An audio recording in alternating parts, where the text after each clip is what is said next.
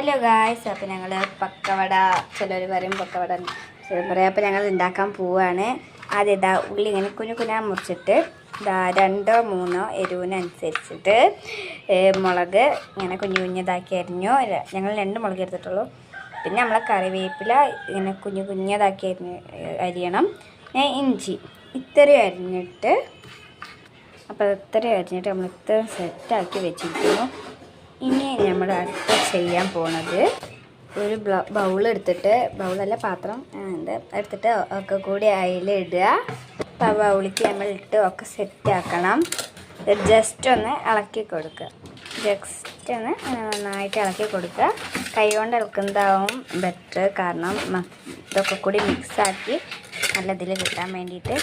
അപ്പോൾ നന്നായിട്ട് ഇളക്കി കൊടുക്കണം.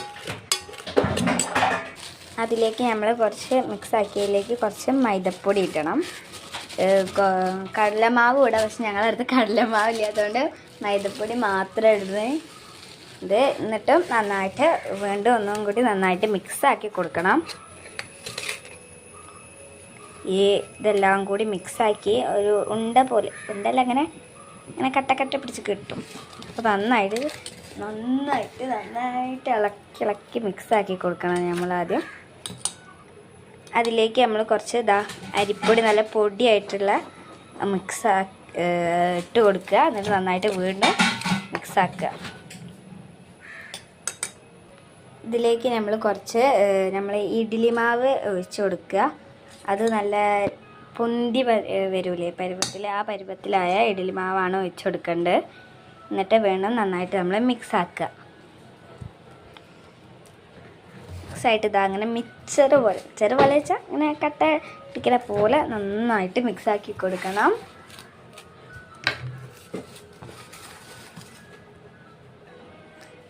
അപ്പം നന്നായിട്ട് മിക്സാക്കി കൊടുക്കുക. എന്നിട്ട് അതിലേക്ക് കുറച്ച് ഉപ്പും മഞ്ഞൾപ്പൊടി ഇട്ടെടുക്കണം.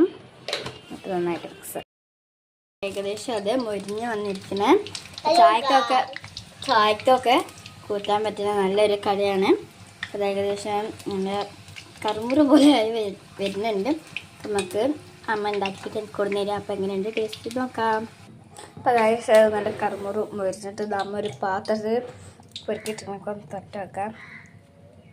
കണ്ടിട്ട് നല്ല ചൂടുള്ള സാധനമാണ്. അപ്പോൾ നമുക്ക് നല്ല കട്ടൻ ചായയും ഇതും തിന്നാൻ പറ്റുന്ന നല്ലൊരു വൈകുന്നേരത്തേക്ക് തിന്നാൻ പറ്റുന്ന നല്ലൊരു സ്നാക്സാണത്.